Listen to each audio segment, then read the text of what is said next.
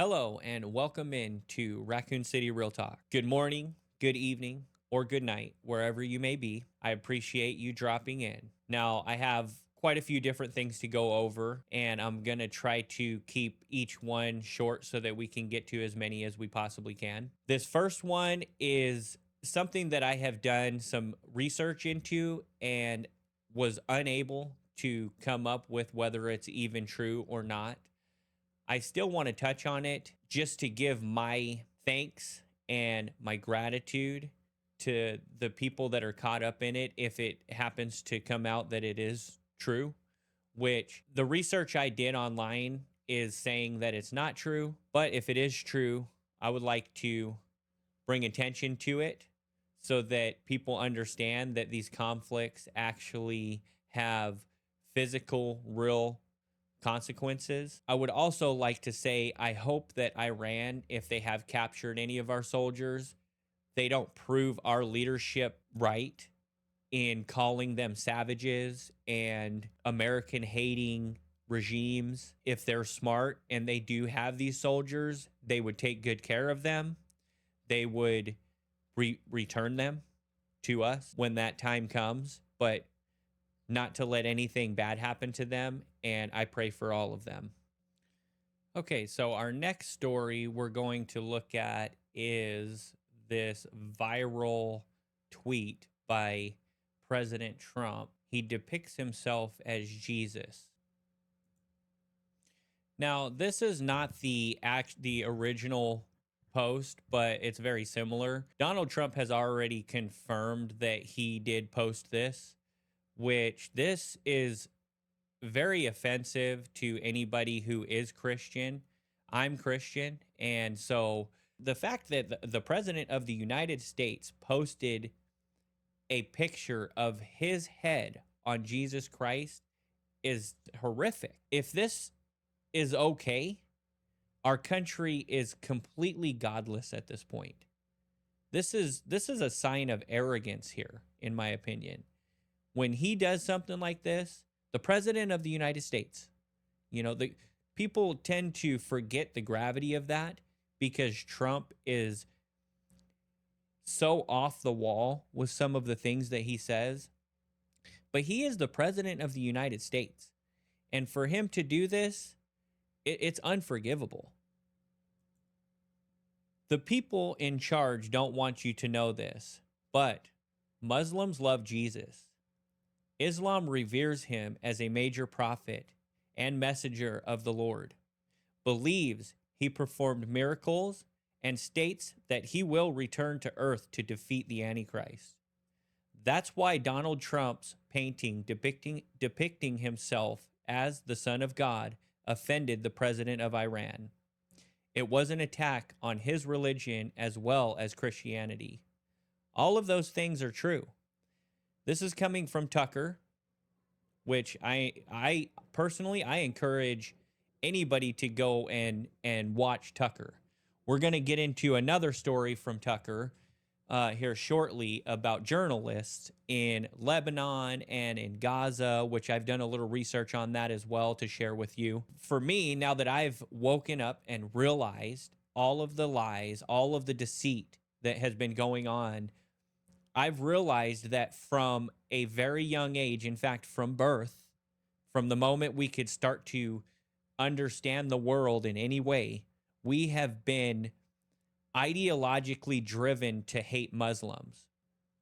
It's still hard to break out of it to a point where you realize that even the worst of the worst, for example, Muslim, all of these different things, if you realize we've been lied to about everything, but you're not going to recognize things like that, a potential lie, then you haven't quite realized what's going on, and you need to keep digging. Keep in mind also that these ideological derivatives have also been planted into all of these other countries, these Muslim countries. When you see images of Muslims hating America, chanting death to America, don't forget that they're being brainwashed as well.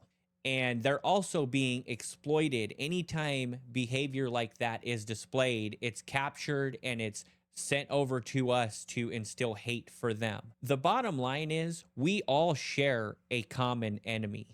At this point, we all share a common enemy. I don't care if you're in the United States. I don't care if you're in the Middle East.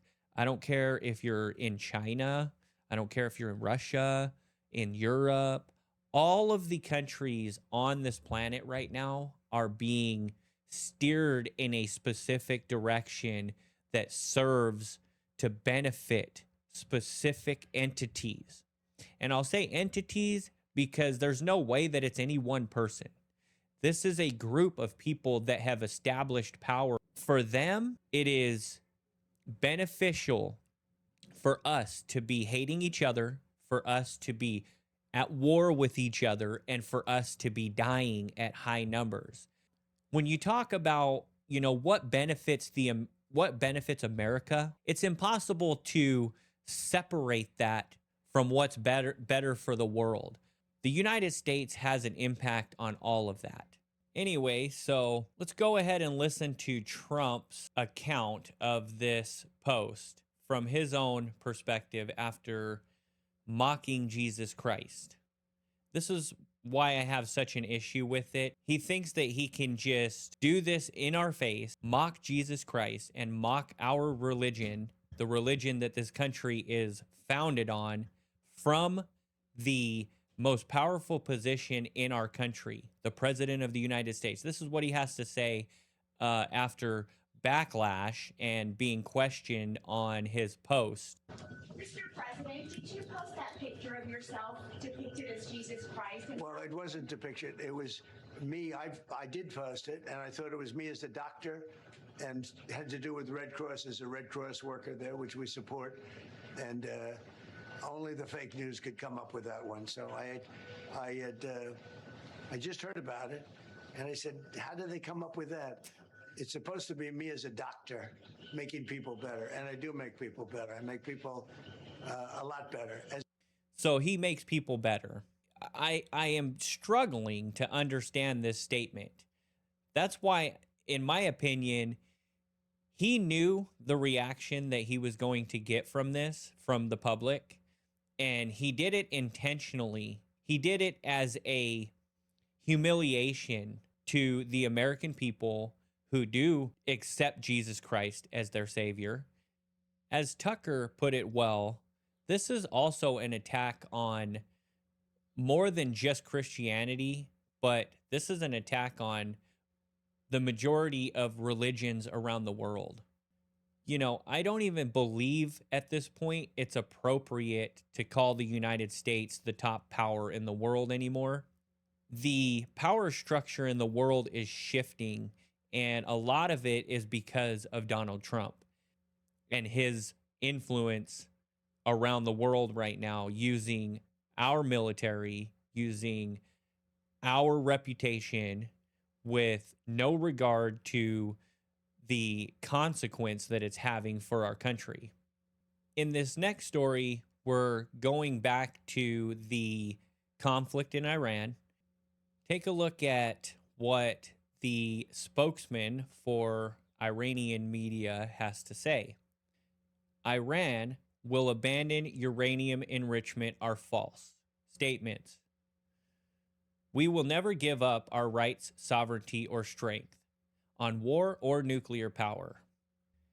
The impacts of this conflict between the United States and Iran have literally emboldened Iran, and I don't blame them. I wouldn't give up an ounce of sovereignty at this point. If they backtrack even one bit, it's just like the old saying goes, if you give an inch, they're going to take a mile. They can't at this point. And based on what I've seen from Muslims and from Iran specifically, is these people, they fight with the belief, the wholehearted belief that God is on their side. And they are willing to give their lives, even if it takes all of them. They are never going to back down.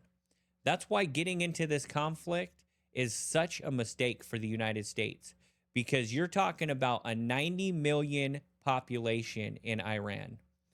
Not to mention, just logically, if you think about it from Iran's position, as long as they can come out of this without being completely destroyed, why would they not develop nuclear weapons at that point? Which was the whole pretense of this war. And it also has been the pretense to go to war with Iran since, I don't know, the 80s. They've been telling us that Iran is on the verge of developing a nuclear war, developing nuclear weapons.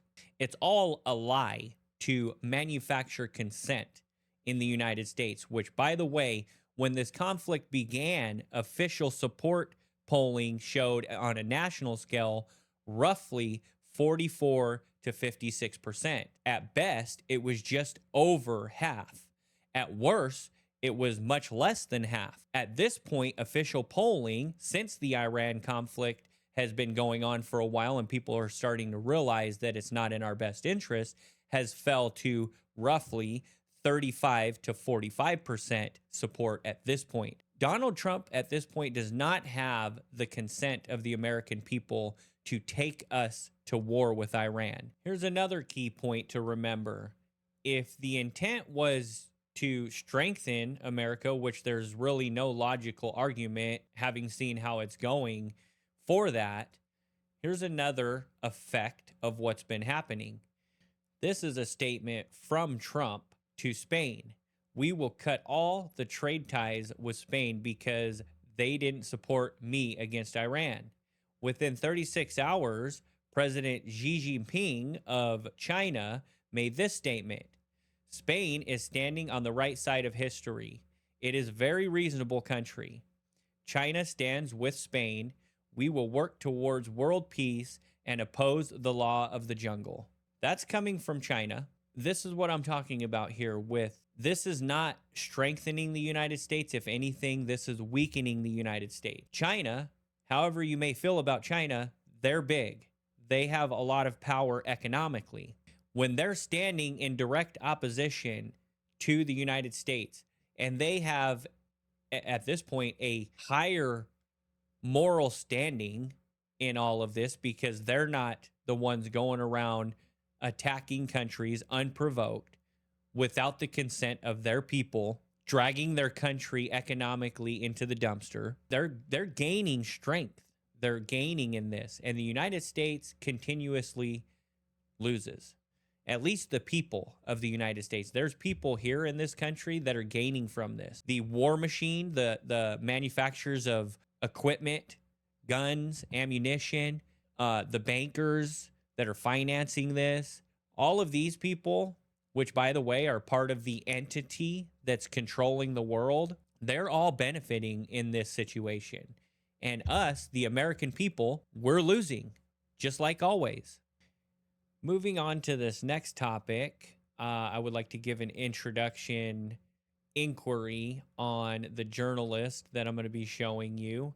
His name is Steve Sweeney. His experience: extensive on-the-ground reporting from war zones, including Ukraine, from Russian Donetsk side for 2 years, Iraq, including the only Western journalist reporting from Turkey's Red Zone in northern Iraq, documenting alleged chemical weapon used against Kurds, covered topics like trade unionism, anti-imperialist movements, and conflict reporting, testified at the United Nations Security Council on Ukraine-related issues, produced special features including on the 20th anniversary of the Iraq War, reporting from Baghdad, Mosul, Fallujah. Probably did not nail those, but for some credentials on Steve Sweeney, journalist Steve Sweeney. Current role: Lebanon Beirut chief for Russia Today, a Russian state-owned international news network. He works as a TV correspondent and on-the-ground conflict journalist, often based in Beirut. Previous role: international editor for the Morning Star, a British socialist daily newspaper, for several years from 2010 to 2020. He contributed foreign affairs reporting and has written for outlets like People's World and Jacobin. So that gives you a little idea of his credentials. Now we're going to go ahead and take a listen to him for just a moment. He's going to be describing how he knows that the attack on him and his press crew was deliberate by happened now. Of course, because people have asked this question, one, why were you on the bridge, and were you deliberately targeted? And we're unequivocal about that. This was an assassination attempt by to silence the voices on the ground, to silence the truth. Now, the reason we say that is because, like I said, we've been working in the field for the last 2 years. So our vehicle is very well known in the south of Lebanon. We were in a clearly identified press vehicle. We had, as you can see in the footage, we had our press jackets on. Has the most advanced military technology anywhere in the world. It has the most advanced surveillance technology anywhere in the world. It knows everything that happens in the south of Lebanon. It knows every vehicle, it knows every number plate, it reads our messages, it listens to our conversations. This is why we say it was deliberate, because there's no doubt that they knew we were there. And the other issue has been raised by the Russian Foreign Ministry. Maria Zakharova said that this can't have been accidental. There was no military objective in targeting that bridge. It was already destroyed. So we believe it was a deliberate assassination attempt, absolutely. And it's only by luck, really, that we survived. There was a lot going in our favor that day. And this is something that I feel is not talked about enough by really anybody, is the fact that journalists are being targeted and have been targeted for a very long time in the Middle East specifically. I did a little bit of research on it, and since 2007, there has been between 242 to 248 journalists, and that's not even to mention the ambulance over there. If you watch this whole Tucker interview with Steve Sweeney, which I highly recommend it, I will link it in the description. He explains how, and the United States, obviously, everything that does is funded by the United States. Their bulldozers, the cat bulldozers, the vehicles you see that they're driving, everything, every bullet. Mike Huckabee is on record saying that every bullet fired by an IDF soldier is manufactured in Colorado, which outrages me, and I wish that it outraged more people. But I think that the fact is that just many people don't even know these things, so they would be outraged by this. Going into Lebanon, he explains how the ambulance, the first responders, are literally targets over there. They have to remove their markings on their vehicles because it actually draws attention to them, and fighter jets will come over. By the way, U.S. supplied fighter jets come over and bomb ambulance that are going to help civilians who have been hurt. And it's all claimed that it's everything. It's like everything that has been Trump was. I mean, if you don't remember, Trump recently, just in a few years, now they love him because he's doing what they want him to do. So if everybody, what do we really know? If everybody is anti-Semitic, what do we really know about anti-Semitism? What I know is that there's been a franchise built off of this victimhood. There's been billions and trillions of dollars, US dollars, debt that is still on the books for our country that have been given to this victimhood and the development of a country where, if you go and look, their people have universal health care, free, don't have to pay for any of it. Pretty much everything over there is a much higher standard of living than it is here in the United States. It's clean. Their buildings are pretty. Their skies are free of this crap that we're seeing them spray over the top of us every day. Just walk outside, I mean, it was a conspiracy theory, right? Like chemtrails, yada, yada, this and that. You know, go outside and take a look. They're creating a grid of chemicals that they're dispersing on us. Go out in the middle of the night with a really good light and shine it up in the sky when it is pitch black, and you can see all of the material that we're breathing in with every single breath. Now, whether that's poison or it's not, the long-term side effects are known or not. Do you want to be breathing in what you're seeing when you go out and you shine a light up in the sky? Do that and then ask yourself that question. On top of that, the worst part about it is our own military. Our military planes are the ones dropping that stuff on us, blanketing the entire population. That should be a major concern right now for people. Even set aside this war, Trump, and whatever else you want to talk about. They are dropping chemicals on us at a rate, and their claim is that they're countering global climate change. I mean, let's just be realistic here. They're poisoning our ground. They're poisoning the water. They're poisoning the air. That is what they're doing with this. There's actually plenty of documentation on this. That's the only reason I would speak on it, is because I've researched this. They are poisoning us, and they're poisoning all of us, not just you, not me. They're poisoning my children, your children, grandchildren, your animals, the food we're eating. Wake up, people. Wake up and realize what's going on. Another thing I would like to ask, if this reaches any of these people that are flying the military planes and dumping these chemicals on the population, how can you do that and still sleep good at night? You realize that you're funded by the same people you're dumping poison on. It's mind-boggling. It defies all logic at this point. They literally have us in a real gas chamber where every breath we take is sucking in matter, some kind of chemical matter. And it should have everybody concerned, and everybody should be in an outrage over that, and PDF files that have been covered up in this country protecting child abusers is disgusting. The chemicals they're dumping on us, the PDF files being covered up in this country, and these people that are responsible for harming children are being protected. We need to wake up, and we need to do what's right as a people. We need to understand that there cannot be no more division.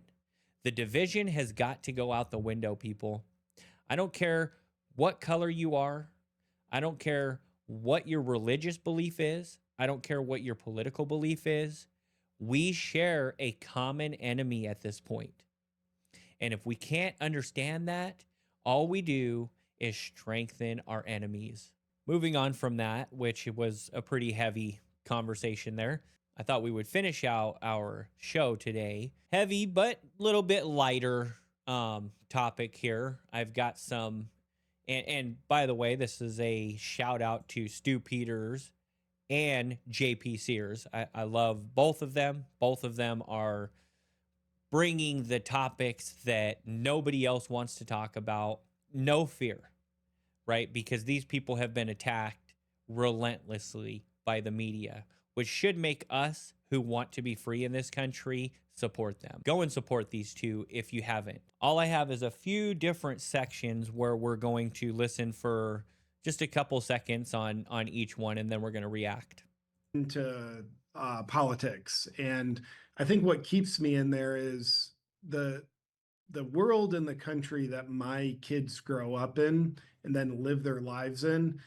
That matters more to me than how my life is right now. I've had a good life, but for me, in my small little contribution, it's just fighting for the best possible future for my children and other people's children as well.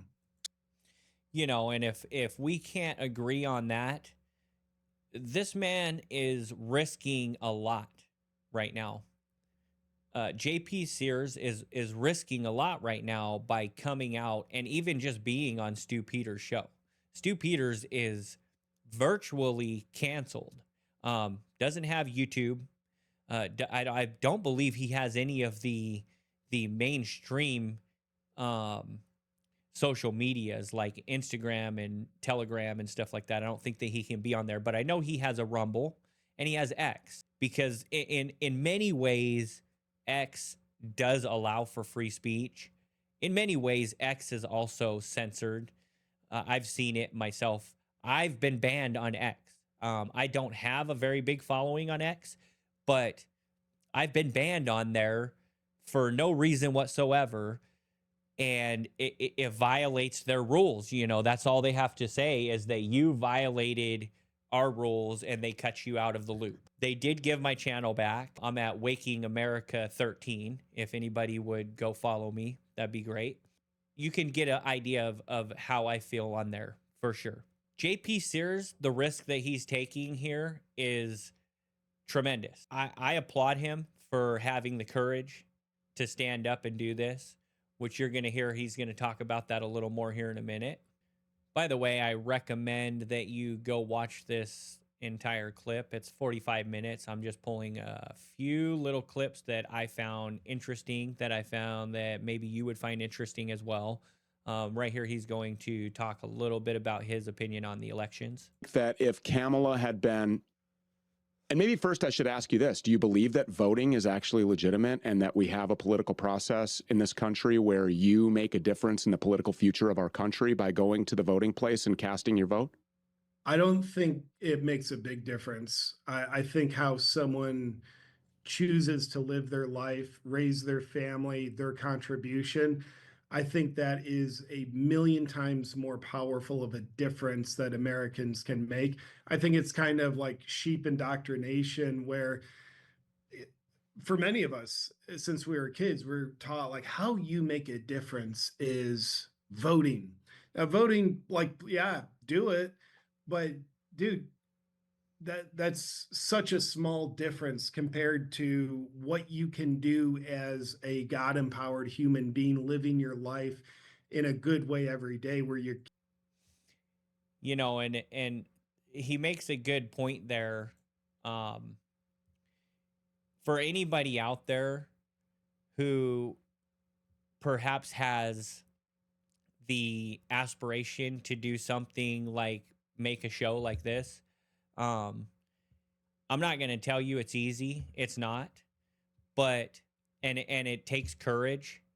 But these people with the big platforms that are risking everything, just remember, if you go and you watch these people and you're benefiting from them and from their risks, you taking the initiative and the courage to get and put yourself out there as an average citizen and maybe become something, maybe not.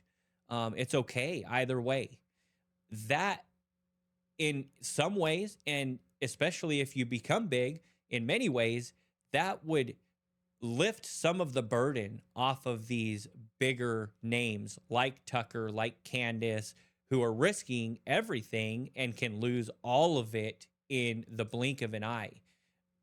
What they're doing is they're prodding, they're poking the bear, and the bear is the United States federal government.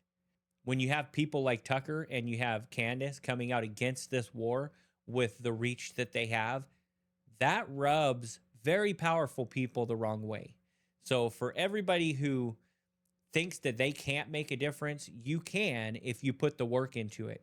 And Americans are not quitters. Americans are strong, and you'd be surprised at what you can accomplish if you just go for it. Okay, let's jump into this next clip here.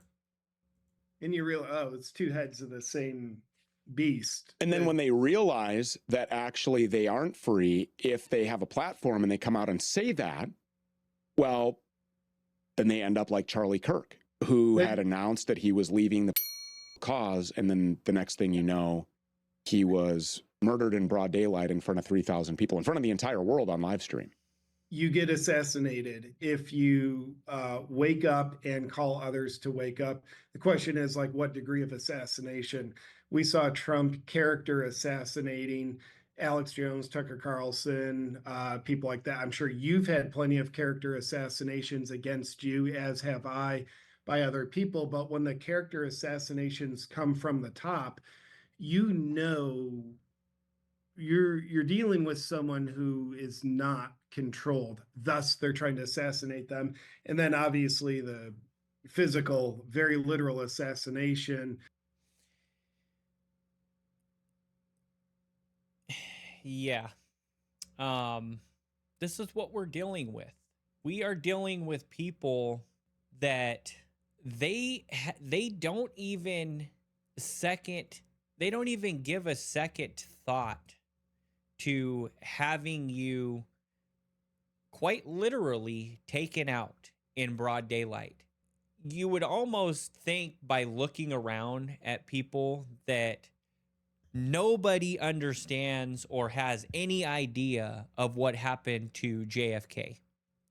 And I say that because with Charlie Kirk and what we've seen happen to him, which I might add that most people I talk to, they're completely in the dark on the Charlie Kirk. We'll just call it a situation. We're just going to call Charlie Kirk and what happened to him the situation, right? But when I talk to people, most people have no idea. Me, I've seen so much evidence that I know for at this point that it is a cover up by that our was involved and orchestrated the situation with Charlie Kirk. And it's terrible. They took a very good man with a megaphone voice who was impacting our country in a positive way and was realizing how he could impact the country in even more of a positive way. And it became too much of a threat to the power structure in our country, and they took him out. And not only did they take him out, they broadcasted it to everyone. Everybody who has no idea what's going on with the Charlie Kirk situation, which there's plenty out there, all you have to do is take the initiative to go and look at it, seen what happened to Charlie Kirk. Everybody's seen it, regardless of how many of them are up to speed on the situation as it stands now.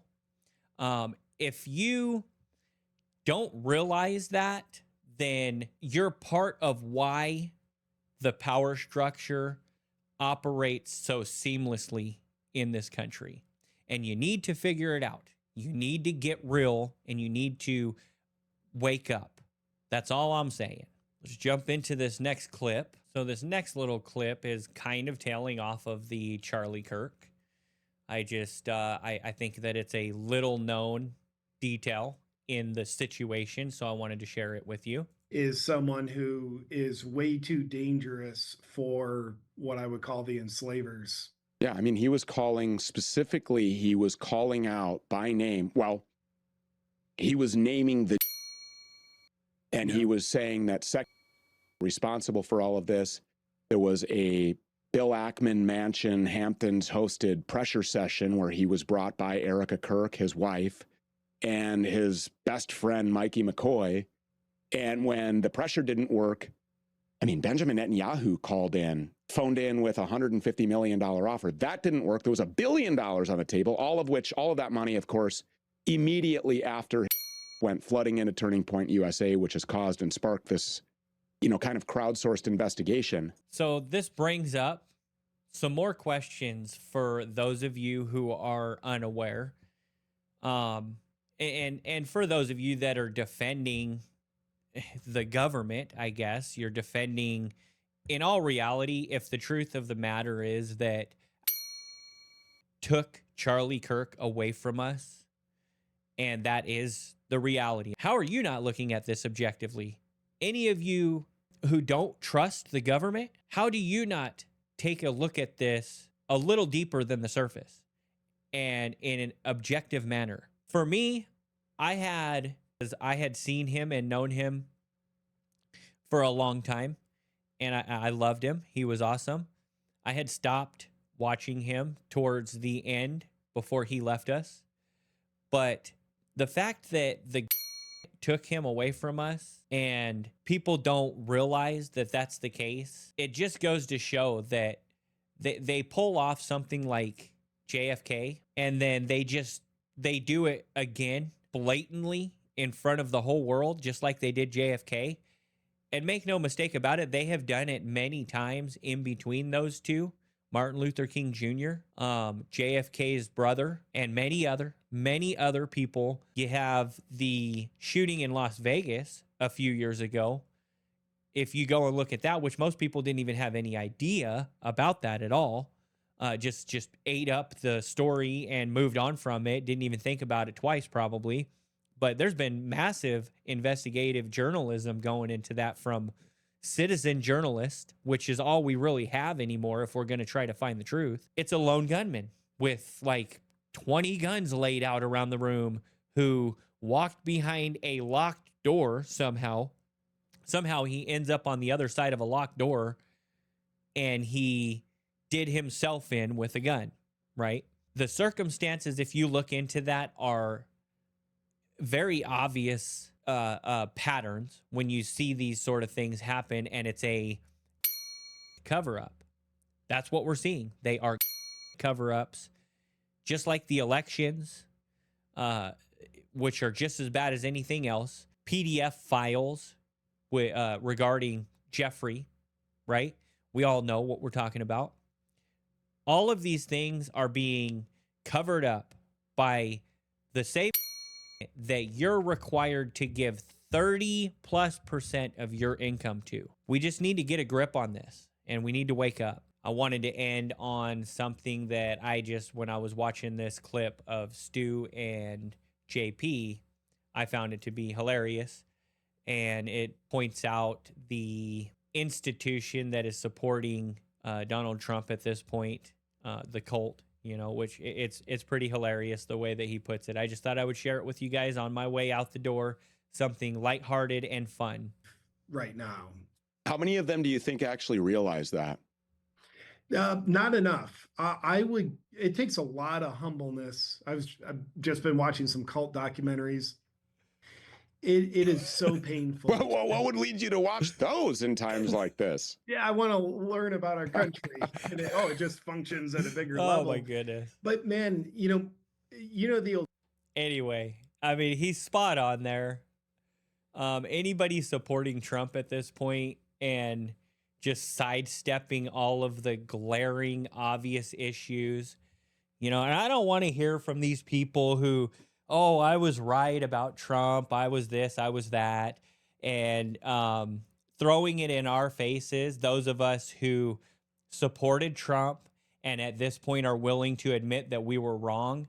Any of you that want to try to throw it in our faces, you're wrong.